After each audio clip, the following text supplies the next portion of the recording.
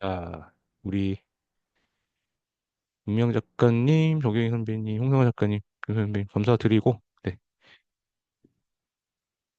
하여튼 8시부터 이렇게 또 늦게 시작하게 해서 좀 죄송하고요. 오늘은 10시 한 10분 정도 해서 좀 얘기를 좀 해볼게요. 자, 뭐 아까도 말씀드렸지만 좀 연장선에서 얘기를 드리면 왜 글을 쓸까? 저는 뭐 나를 돌아본다. 이렇게 얘기를 좀 드리고 싶고, 그다음에 글을 쓰다 보면은 좀 뭐 문명 작가님, 홍성 작가님이나 뭐 여기 다 쓰시는 분들이니까 김현 선배님도 그렇고 김현 선배님도 그렇고 좀 이제 저도 제가 자존감이 원래 낮은 사람이었는데 이제 글을 쓰다 보니까 뭔가에 좀 남한테 막 도움이 되는 사람이네. 그러면 이제 자존감이 좀 올라가겠죠. 그래서 글을 쓰는 사람들은 제가 자존감 낮은 사람들한테 자존감 높이는 방법 제일 좋은 게 책을 써봐라, 글을 써봐라 이렇게 하는 게. 왜냐하면 내가 쓴 글을 갖고 아까 이내 작가님도 마지막에 말씀하셨지만 타인의 하여튼 돕는 존재가 되라고 말씀하셨잖아요. 그죠? 그러면 남을 잘 도와주게 되면 감사하다는 말씀도 듣고 저는 오늘 강연을 하면서 선배님들한테 어떻게 보면 동기부여도 하고 뭐 해서 감사하다는 얘기를 들었거든요. 그러면 저도 자존감이 올라가는 거예요. 존재 가치가 있는 거고. 그러니까 글을 쓰면 그게 된다. 그리고 종현 선배님도 아까 개톡으로 막 어제 뭐 낫다 그러시는데 저는 전혀 낫지 않거든요. 선배님 보내주신 그 초고 읽어봤는데 정말 대단한 분이신데 학원계 뭐 거의 끝판왕이시라고 지금 보시는데 글쓰기도 그만큼 잘 하세요. 근데 저는 제가 더 했기 때문에 그 문제인 거고 10년 째 하고 있으니까 뭐든 자기가 몇 년간 3년, 10년 계속 하다 보면은 대가가 되잖아요. 홍당 작가님도 그러실 거고 김영 쌤도 그러실 거고. 근데 자기 분야에서 대단한데 좀 인생이 좀 힘들고 그래도 지치고 자존감이 낮아진다 생각하면은 거기에 글쓰기를 장착을 해봐라. 그리고 대한민국에서 책을 출간한 사람은 얼마나 될까요? 제가 항상 말씀드렸지만 골프 치는 인구보다 훨씬 적습니다. 아마 선생님도 아시겠지만 SNS 하시잖아요. SNS 이렇게 하다 보면 어때요? 알고리즘이 자기랑 비슷한 사람 느낌을 이렇게 막 만나게 돼요. 근데 자기에 관한 사람이 진짜 많지가 않더라고요. 어디서 본 사람들 건너면 다 아는 사람들이야. 대한민국 책을 출간한 사람은 우리나라 인구의 몇 프로다?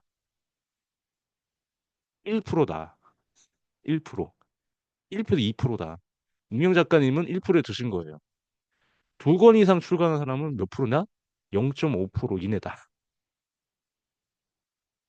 이처럼 12권을 낸 사람은 몇 권이다 개인 저서만? 한 0.01%될 것 같아요. 그냥 쓰는 사람으로서. 근데 골프 치는 거는 아마 여기 계신 분들 골프 저는 안 쳐서 잘 모르겠는데 골프 치는 인구만 100만 명이 넘습니다. 100만 단위예요. 그러니까 골프 사업이 어마어마하잖아요. 깁스기 사업은 왜 안 될까요? 그만큼 수요가 없으니까. 그렇기 때문에 글을 쓰면 좋다라는 거. 자, 우리 김정희 선배님 마이크 한번 켜보시고요.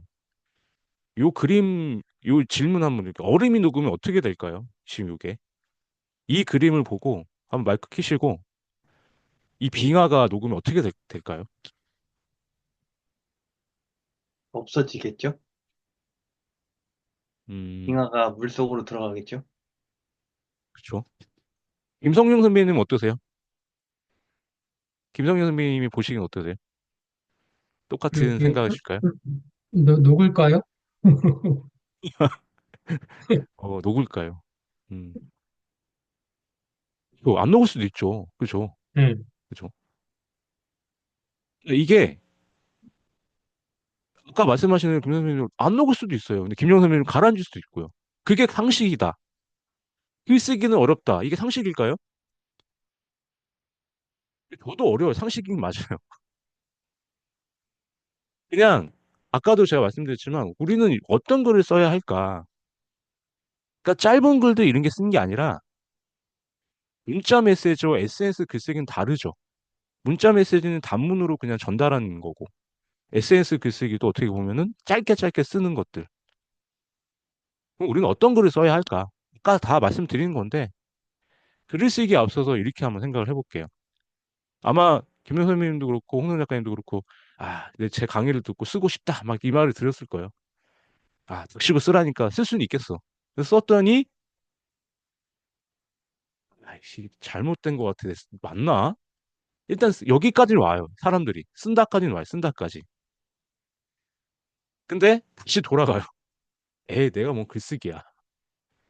근데 여기서 제가 알려드린 요령과 기술을 터득해서 계속 쓰는 거죠. 이렇게 계속, 계속, 계속. 반복하다 보면은 책을 내고 작가가 된다. 저는 그렇게 말씀을 드리고 싶어요. 이 플로우가 거의 그렇거든요. 근데 대부분이 여기서 멈춰요. 쓸 수 있다는데 안 쓰니까. 1차 포기. 근데 썼는데 몰라. 아, 내가 무슨 글이야. 근데 요령과 기술을 익히면 좋다. 그래서 오늘은 이 파트를 좀 보자. 우리 김용 선배님 말씀하신 대로. 그래서 글쓰기에 대한 것들을 오늘 조금 얘기를 해볼까 합니다. 그리고 글쓰기에 앞서서는 우리가 좀 생각을 한번 좀 붙잡아 봤으면 좋겠어요. 아, 자, 홍성환 작가님 마이크 한번 켜보시고, 요 차 기억나세요? 티코. 네. 티코. 티코 기억나시죠? 네. 운명 작가님 티코 기억나시죠? 네. 이거 보시면 어떤 생각이 드세요? 너무 작다. 작다. 작다. 좋다. 옆에 이 오리죠, 오리. 예. 이 오리 보면 뭔 생각이 드세요, 홍성환 작가님? 응? 귀엽다. 그냥 오리 귀엽다? 어디를 갈까? 어디를 갈까? 자, 잘하셨어요. 그러니까 지금 당장 제가 생각을 해보라고 하는 게 좀 어렵잖아요. 딱 사진을 보고 생각을 붙잡는 게 뭐다. 아까 제가 메모하라는 얘기가 그거예요. 그러니까 생각을 해야 되잖아요. 우리 김종선님이 티코를 보고 아 일본에도 국민차가 있었던 것 같은데 소형 국민차인가 저게? 김종선 선배님께서도 저기 오리인데 우리 홍성 작가님 말씀하신 어디 갈까 이랬는데 우리가 갑자기 따를 수도 있는 거잖아요. 그러니까 이런 것들을 생각을 붙잡는 방법이 뭐다? 메모다. 그거를 좀 한번 얘기를 하고요. 그리고 항상 말씀드리지만 우리는 다른 사람의 생각과 말로 막 이게 막 그래요. 막 문명 작가님 아시겠지만 막, 막 근데 사실 그럴 수도 있어요.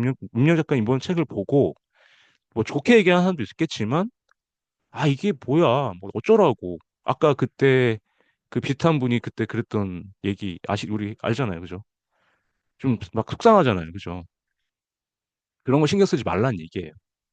저도 제가 12권의 책을 쓰면서도 아직도 뭐라는 사람이 있어요. 이상하게 이상하게 그 사람 차단했는데 다른 전화로 또 와요. 이상하게 나를 괴롭히는지 그 시간 있으면 자기 걸 하든가.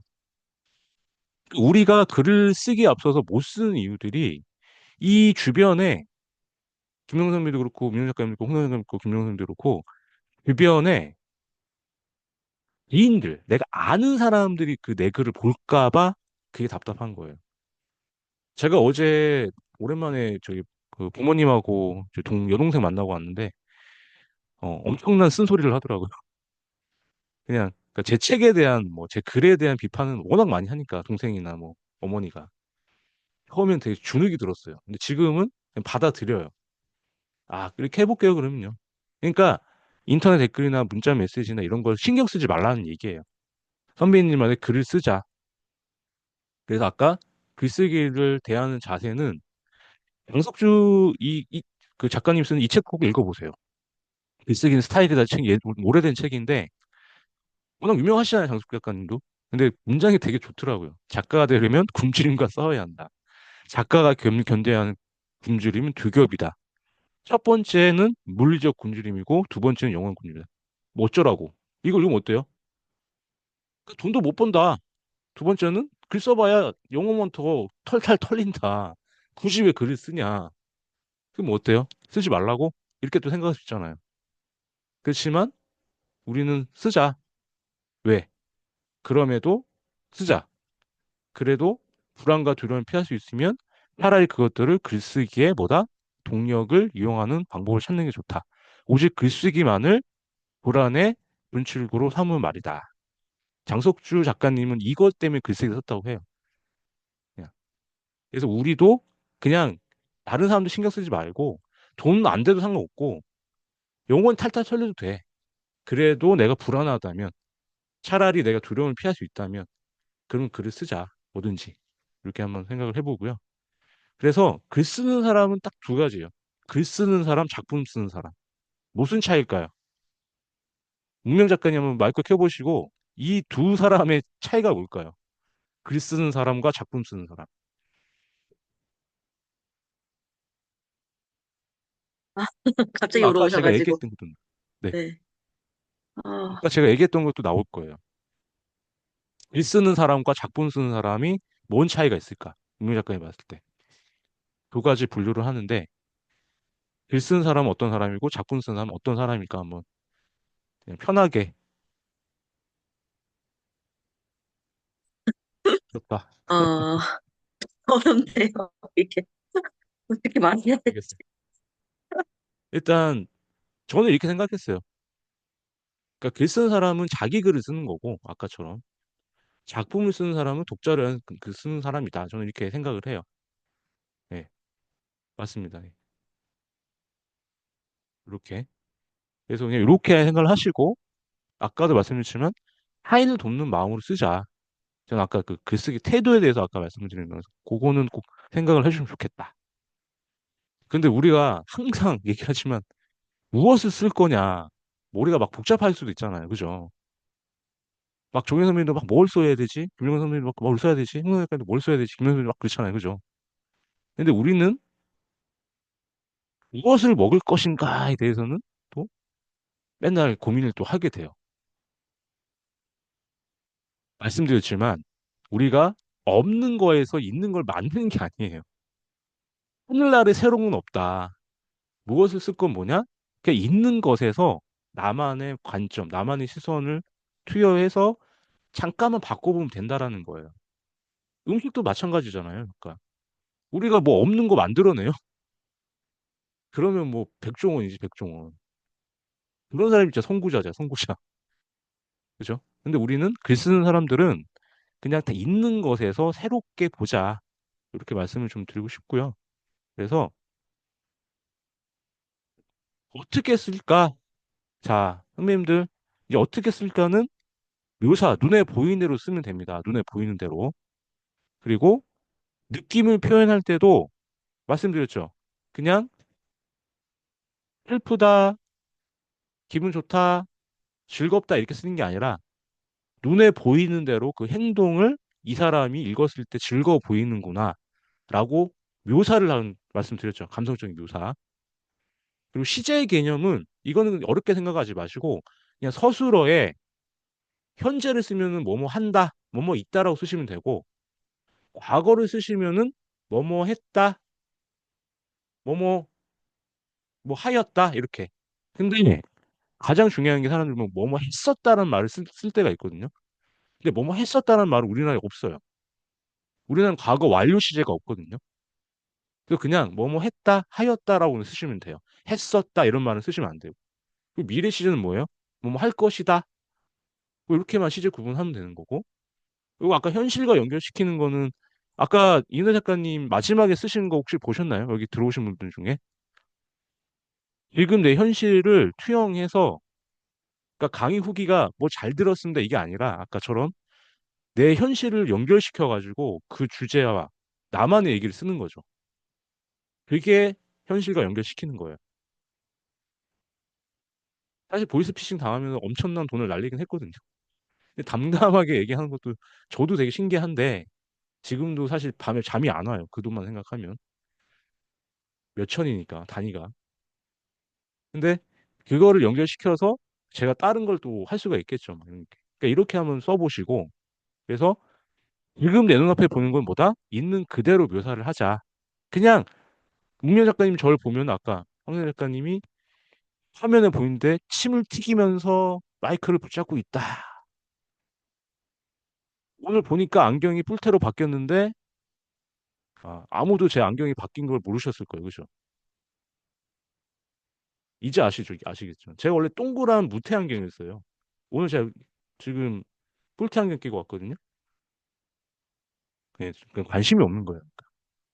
저에 대한 관심이 없어. 애정이 없고 관심이 없어.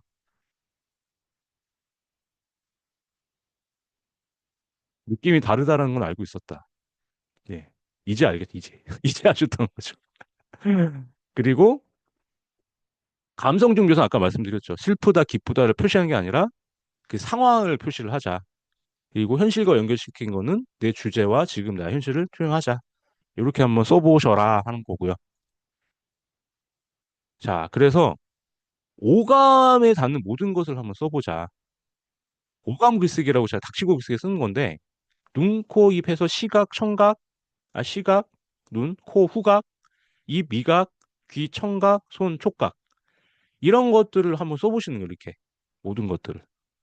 자, 제가 시간 2분 드릴 테니까 채팅창에다가 이 6개 중에 하나를 고르셔가지고 오감 글쓰기를 한번 해보세요.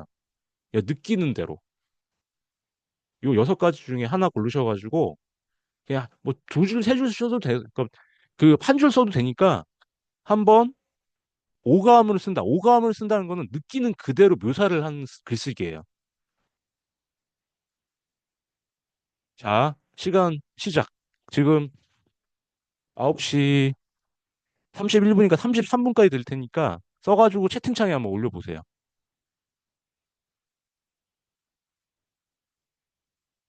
이 오감 글쓰기는 그냥 느끼는 그대로 쓰는 거예요. 보이는 대로, 들리는 대로, 만져지는 대로. 남편, 이 화상이 내 눈앞에 사라졌으면 좋겠다. 얘 얼쩡거리는 게 되게 싫다. 이 시각이죠, 이거는. 그 다리 자체가, 그 얼굴 자체가 나의 내 눈에서 사라졌으면 좋겠다. 뭐. 하고 계시죠? 지금 화면만 뚫어지게 보시는 분들은. 자, 어떻게 쓰는지 있는 그대로 묘사를 하는 거예요. 5개를 다 쓰셔도 되고, 시각으로만 하면서 해도 돼요. 그냥 보여지는 거. 뭐, 비라 그러면 청각이다. 그러면 뭐, 빗소리가 들린다. 내 귀에 지금 구두두구두 떨어진다. 이 소리가 옛날에 뭐, 누구를 뭐, 이렇게 한다. 이런 게 오감 글쓰기라고요. 느껴진 그대로 이렇게 연결시키는.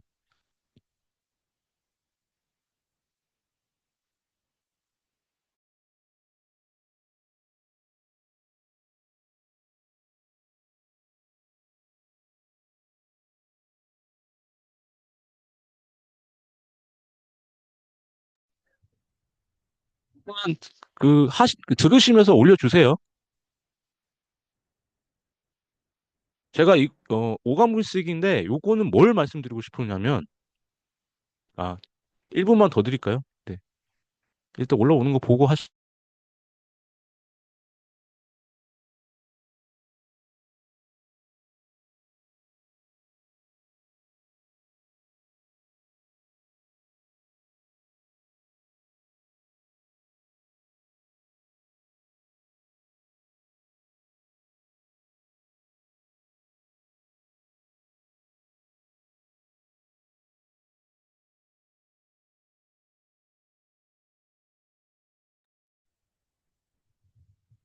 갑자기 수업 시간에 글 쓰라니까 막 머리 아프시죠? 안 그래도 피곤해 죽겠는데 지금. 한 줄이라도 써보세요, 한 줄이라도. 아무도 안 올리시네요. 이대로 갑니다, 그러면. 피곤할 때, 어우, 좋습니다. 비 오는 날을 싫어한다. 찝찝하고, 하지만 가끔 에피소드 들으면서 좋습니다. 예. 여기서 문면 작가님 조금 더, 이렇게 느리면은 그 청각이잖아요. 두른다 그러면은. 그럼 의성어라 해야 되나? 의태어라 해야 되나? 하여튼 그 뭐, 빗소리가 쭉, 뭐 이런 의성어죠. 그런 것들을 좀 더 넣어주면 좋아요. 빗소리가 뭐 쭉쭉 내린다. 뭐 이런 식으로. 내 인생은 홍어회처럼 맛있다. 어떻게 맛있을까요? 홍어 작가님은 홍어회라는 게 어떤 맛이 들어가야 되겠죠. 뭐, 뭐, 뭐 씁쓸한 맛이다. 뭐, 뭐 쌉싸름한 뭐 이런 거다. 기러목을 달리는 뚝뚝 떨어졌다. 좋습니다. 예. 김영현 선배님 좋고. 비, 톡톡톡 우산에 떨어진 빗소리. 만나게 구웠던. 좋습니다. 정현 선배님. 이렇게 쓰시면 돼요. 이게 오감 글쓰기예요. 있는 그대로 느끼는. 오감 글쓰기가 좋은 게 뭐냐? 이는 그대로 쓰니까 묘사가 되게 탁월해지는 거예요. 그래서 이렇게 한 쓰는 연습을 해보고, 아까 제가 6가지 단어는 제가 뭘 얘기하냐면, 확장을 해보시는 거예요, 확장. 비라는 걸 써서 아까 조계 선배님도 지금 김치전까지 확장을 하셨죠. 우리 문명 작가님은 커피 한 잔. 비가 싫어. 나는 가수 비를 생각했거든요. 제가 김태희를 되게 좋아했는데, 제가 말씀드렸죠. 2016년 10월에 둘이 결혼을 했습니다. 출장 갔다 돌아오는 길에 그 인터넷을 보고 알았죠. 집에 갔을까요? 제가 김태희를 2000년부터 좋아했는데 혼자 소주 포장마차 가서 소주 한 잔 깠습니다. 네. 무슨 놈이죠. 네. 저는 결혼했는데도 김태희는 나를 모르는데 왜 나는 그게 마음이 아팠지? 그런 걸 쓰는 거예요, 이렇게. 그리고 나서 이제 서현진 배우로 갈아탔다가 서현진 배우는 아직 요새 잘 안 나오더라고요. 그래서 다른 사람을 찾고 있습니다. 그 누구지? 그 옥시 부인전인가 거기 보면 연우라는 배우가 있던데. 그러니까 그 임지연 동서로 나오는 네. 그 배우가 팬이 될 것 같아요. 생각이 듭니다. 김희선하고 우리 집에 나왔던 그 배우더라고요. 그러니까 드라마를 안 보시니까 제가 뭔 얘기를 하는지 아무튼 김태희가 결혼하는 울었다는 얘기입니다. 그러니까 이런 걸 확장을 시키라는 얘기예요. 이렇게 비보험 이런 식으로 해가지고 장점 단점을 써보자. 남편에 대한 장점, 남편의 단점, 식에 대한 장점, 단점 뭐 이렇게. 그래서 확장을 시켜가지고 장점, 단점을 나열하게 쓰면은 뭐가 된다? 주제가 늘어나요. 그래서 요거는 안 시킬게요. 한번 숙제를 해보세요. 그럼 끝나고. 제가 일주일 드릴 테니까 요 6개 중에 하나를 고르셔가지고 장점이 뭐고 단점이 뭐다.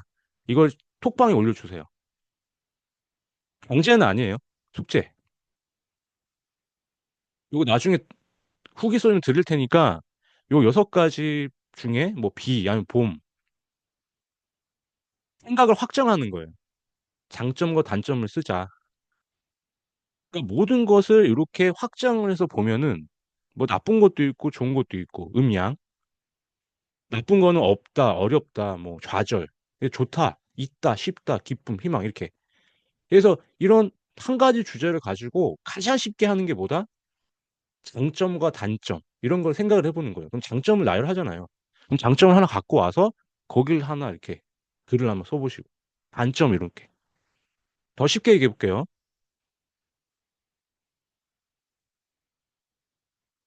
이에 대한 장점을 썼으면은 좋은 걸 쓰는 거고요. B에 대한 단점을 썼으면 어떻게 그러면 승화시키고 어떤 걸로 좋게 만들까? 이렇게 시선을 바꿔 보는 거죠. 그래서 봄이란 걸 실습을 해봤어요. 봄 날씨 장점 뭐 3월, 4월, 5월 이렇게 쓸 수도 있겠죠. 꽃피는 봄, 시작하는 봄 어때요? 한 단어를 가지고 이렇게 확장을 시켜보라는 얘기예요. 근데 장점, 단점을 쓰고 거기서 더 확장, 마인드맵처럼 쓰시면 되는 거예요. 그러면 봄이라는 키워드 하나 가지고도 몇 개를 쓸 수가 있잖아요. 그죠? 아시겠죠?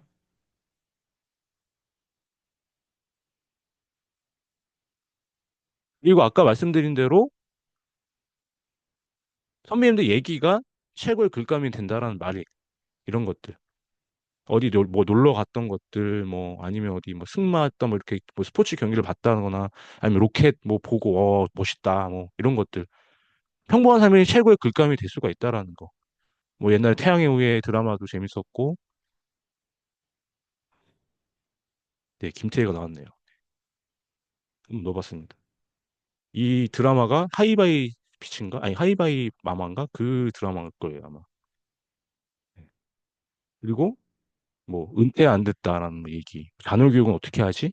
이런 것들 선배님들이 늘 고민하고 이런 것들이 이게 글감이 될 수 있다라는 거. 아까 제가 강연 때 말씀드렸었죠. 그래서 그런 거를 계속 어떻게 하자? 모아놓자. 그냥 이 드라마 봤으면 리뷰도 써보고요. 이런 은퇴가 아직 아닌 난 어떡하지? 이런 것도 글도 써보고요. 그 내가 퇴직과 이직 사이 뭐 이런 거 있잖아요. 아까도. 그러니까 그런 것들을 모아 놓으시면 된다. 그래서 글쓰기란 선배님들이 예전에 과거의 기억들이 있지만 현재 상상력으로 이루어진다라는 거예요. 조규 선배님이 2007년도인가 그때 학원 시작하셨다고 이렇게 봤는데 지금 어떠세요? 18년이 지난 지금은? 그때가 생각이 또 나시잖아요. 근데 그때 희미해요. 그냥 강렬했던 기억은 남는데 2007년 며칠은 2007년 오늘은 아마 기억 안 나실 거예요. 근데 일기를 썼다면 그게 남을 텐데 어렴풋이 그 기억은 남는데 지금 현재 내 상상력을 가지고 덧칠하는 게 글쓰기예요. 그렇기 때문에 뭐 거짓말이 될 수도 있고 덧붙일 수도 있죠. 막 이렇게 부풀릴 수도 있는데 그건 어쩔 수가 없는 거예요. 그거는. 왜? 나도 내가 그 다 기억을 할 수가 없는데. 그래서 과거의 기억에다가 현재 상상력을 더하는 게 글쓰기다. 이렇게 말씀을 드리고요. 그래서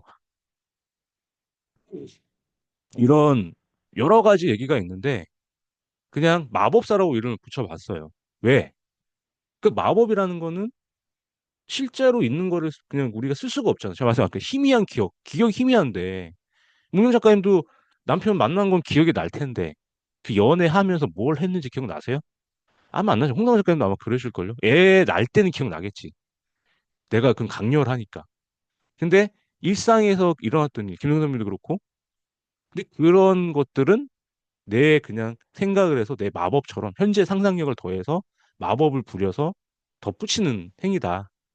그 덧붙이는데 어떻게 덧붙이냐? 아까 독자들을 위한 메시지를 주거나 아니면은 뭐 예쁜 거면은 좋게 포장을 해서 이렇게 해보라 뭐 한다든가 이거를 한번 연습을 해보라는 얘기 말씀을 드리는 거예요.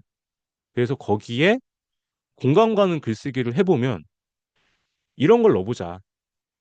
이런 걸 그냥 나열하지 마시고 아 가끔 우리 김용 선배 잘 하시는데 슬픔 우리 홍대 작가님 잘 쓰잖아요. 웃음 흥미 이런 것들 좀 넣어가지고 있는 사람들이 아 그래 맞다 그랬었지 우리 문현 작가님 잘 쓰셨지만 아 이렇게 막 내가 이런 것도 해봤는데 그것 때문에 막 난 너무 아팠다 근데 그걸 보면서도 이제 같이 같은 그 아픔을 아는 사람들은 공감을 하겠죠 이런 것들을 넣어보자 그리고 아까 말씀드린 대로 자녀라는 키워드나 뭐 이렇게 했을 때는 이 옛날의 기억이나 상상력을 확장해서 뭐 자녀의 공부, 자녀의 건강, 뭐 자녀 이성 문제, 뭐 소중한 추억 이런 것들이 어떻게 뭐가 된다? 확장해서 글을 쓸 수가 있다. 이 자녀 이성 문제는 딱 봤는데 우리 홍정 작가님이 이제 아들이 고등학생이 됐어요. 근데 여자친구 데리고 온대. 그럼 한마디 하겠죠. 머리에 피도 안 마른 게 지금 공부도 안 하고 연애질이냐. 엄마도 연애하고 결혼한 거 아니냐. 네가 지금 연애할 때냐? 대학 안 갈 거야? 대학이 인생의 전부는 아니지 않습니까? 이런 식으로 글 계속 쓸 수 있잖아요. 마지막 결론은 머리에 피도 안 마른 게 나한테 되들었다. 이런 식으로 쓸 수 있다는 거죠. 그죠? 그래서 오늘은 글쓰기 팁 몇 개를 소개를 하고 좀 가볼게요. 감정을 직접적으로 표현하는 아까 말씀드렸죠. 너무 서운했다 이렇게 쓰지 마시고요. 묘사, 감정적 묘사. 혼자 케이크를 바라보고 있으니 나도 모르게 눈물이 흘렀다. 케이크의 촉불만 덩그러니 흔들리고 있었다. 어때요? 이렇게 이걸 이렇게 읽으면 독자 그 읽는 독자들 입장에서 아, 이 사람이 이 쓴 사람이 되게 힘든가 보다라고 상상을 하게 되죠. 그래서 감정은 슬프다 아까 말씀드린 그렇게 하지 말아라.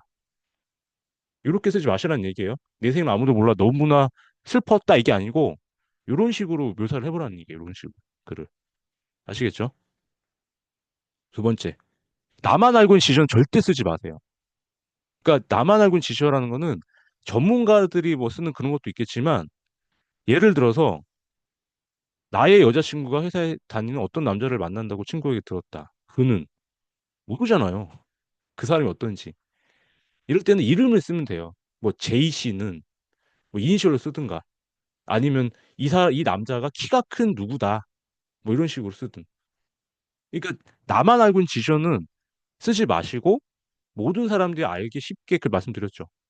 그러니까 그라는 사람이 키가 큰지 뚱뚱한지 모르니까 아니면 뭐 제이 씨 뭐 이니셜로 쓰든가 아니면 키가 큰 잘생긴 남자 나다. 뭐 이런 식으로 어떤 설명하는 글이 들어가야 읽은 사람들이 아, 이 회사 동료인가 보구나 라고 이해를 하게 되겠죠. 그죠?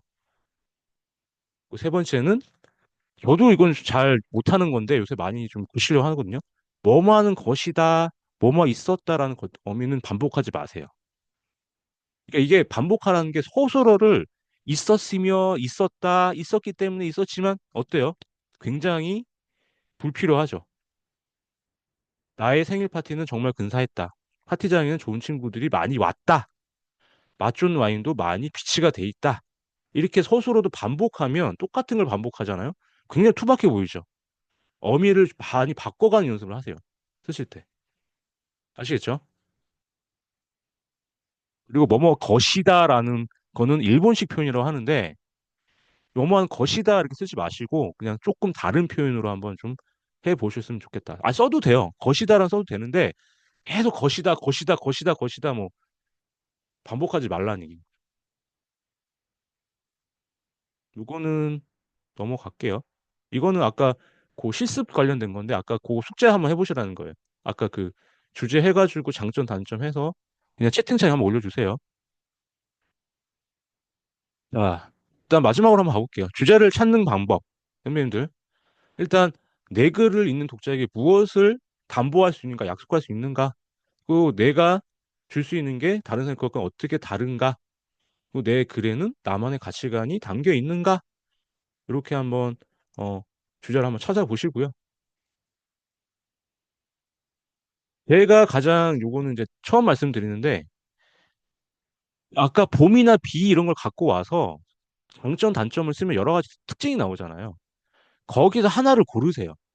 근데 단점은 빼고 좋은 거 중에 하나를 고르세요. 이게 독자한테 어떤 이익을 줄 수 있는지. 아까 예를 들어서 조경 선생님이 지금 쓰신 것 중에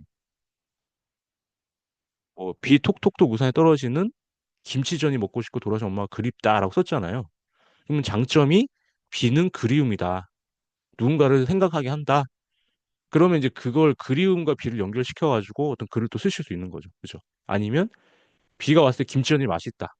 김치전에는 또 뭐다. 뭐 이렇게 할 수도 있는 거고. 그리고 아까 문명 작가님 같은 경우도 비 오는 날을 싫어한다. 찝찝하기 때문이다.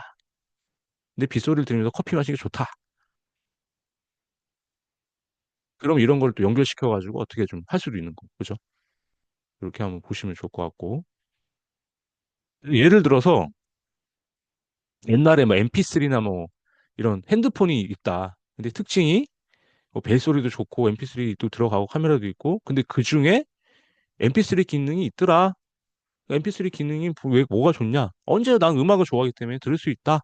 이런 식으로 이제 줄여서 나가는 거죠. 확장했다가 그 중에 하나를 골라서 메시지를 주고 의미 부여하고 이렇게. 그래서 주제는 나는 기다림이 즐겁다. MP3를 듣고 들으면서 누구를 기다린다. 그러니까 이렇게 확장을 해 나간다는 얘기예요. 이렇게. 그래서 책 쓰기는 저는 아까는 이제 그 뭐 콘텐츠를 만들어 했었는데 오늘 수업 시간에 얘기하고 싶은 거는 내가 책을 쓰게 되면 누군가를 가르칠 수가 있고 또 행복과 자아 실현을 할 수가 있고 어떤 이제 내 콘텐츠를 만들면서 인정받고 싶은 욕구도 생기고 그리고 콘텐츠를 만듦으로써 내가 작가로의 성공을 첫걸음 할 수 있다라는 걸 좀 보고 싶고요. 오늘 아마 이제 하시면 어, 다시 뭐 어떤 책을 쓰고 싶다 하시는 분들은 내가 누구를 위한 책을 쓸 거냐, 출간이 어떻게 할 거냐라는 걸 한번 좀 정해 보시고요. 그리고 주제 같은 경우는 항상 제가 선명하게 제목은 일단 가제목을 정해놓고 나중에 글을 쓴 다음에 다시 제목을 만들어도 돼요. 그래서 어떤 내용 글이든 독자를 향한 메시지가 꼭 있어야 된다라는 건 그거는 항상 제가 그 기본으로 이제 깔고 가세요. 너무 많이 들어서 막 지겹기도 하시겠지만 우리는 독자를 향한 메시지가 담긴 글을 써야 한다라는 걸 꼭 명심하시고 그리고 아까 제가 뭐 주제는 말씀드렸지만 일상 뭐 선배님 갖고 있는 전문 분야, 뭐 철학, 가치관, 뭐 내 아까 8가지 한번 말씀드렸었죠. 아까 제 강연할 때. 그래서 그런 것들을 가지고 한번 또 찾아보시고요. 2차는 요거는 제가 한번 그때 설명드렸던 거지만 자기 개발이나 어떤 실용서 같은 경우는 문제점, 필요성, 해결책에서 1장, 2장, 3장, 4장 이렇게 한번 구분을 해보시고, 이거는 에세이 같은 경우는 각각의 별도로 병렬식으로 이렇게 수평적으로 써도 그 하나의 목차가 된다. 요거는 한번 말씀드렸기 때문에 한번 보시면 될 것 같아요. 일단 이제 이번 주 토요일이네요. 네. 돌아온 토요일 날 뵙도록 하겠습니다. 네. 얼굴 뵙고 인사 나누고요. 11일 날 문명 작가님, 김정 작가님 잘 부탁드리고요. 네. 제 강의는 모르겠어요. 오늘 해가지고 일단 뒤에 저는 어쨌든 5시까지 잡아놨기 때문에 일단은 한번 보시고 한번 그렇게 하시는 게 나을 것 같고, 죄송하긴 한데 그 장소가 제가 큰 방을 근데 그때부터 그 국보가 벌써 몇 개월이 다 차가지고 지금 저희 방이 한 13명 방이 딱 기준이에요. 13명, 14명이. 그러니까 아마 가면은 좀 타이트하게 앉을 수도 있어요. 이렇게 원형으로 돼 있는데. 그래서 일단 뭐 저는 계속 서 있을 거니까 일단 오시는 분들은 보고, 뭐 홍주 작가님이 안 오시면 딱 맞을 것 같거든요. 지금 봤을 때는. 그래서 그렇게 좀 보시면 좋을 것 같고요. 자, 오늘 마지막으로 그 미니 특강하고 마치겠습니다. 자, 항상 우리가 글을 쓸 때 보면은 막 뭐 의미 부여하고 막 해석하라고 막 하잖아요. 근데 어렵죠. 그럼 어떻게 하면 좋을까? 작가의 독서법에 대해서 한번 오늘 좀 얘기를 해볼까 해요.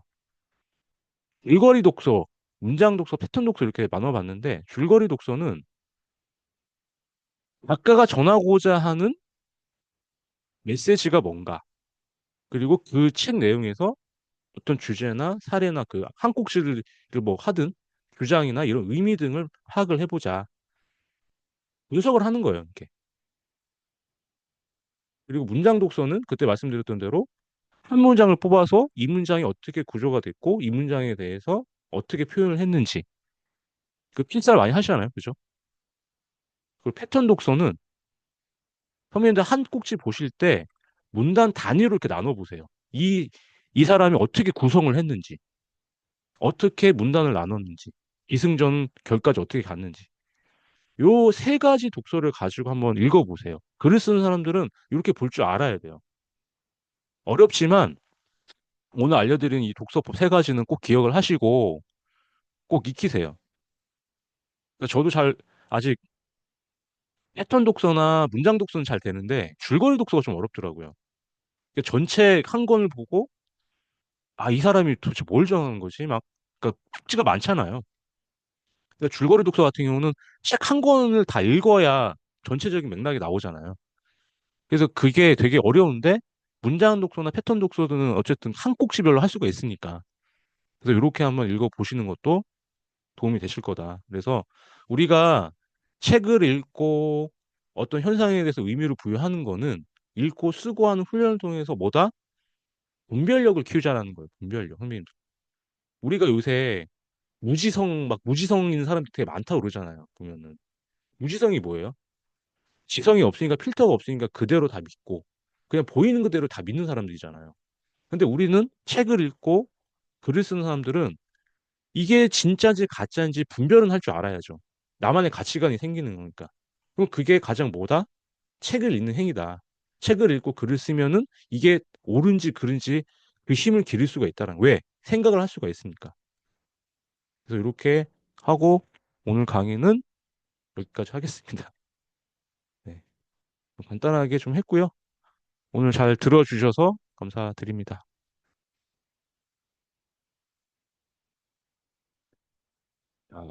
오늘 또 피곤하실 텐데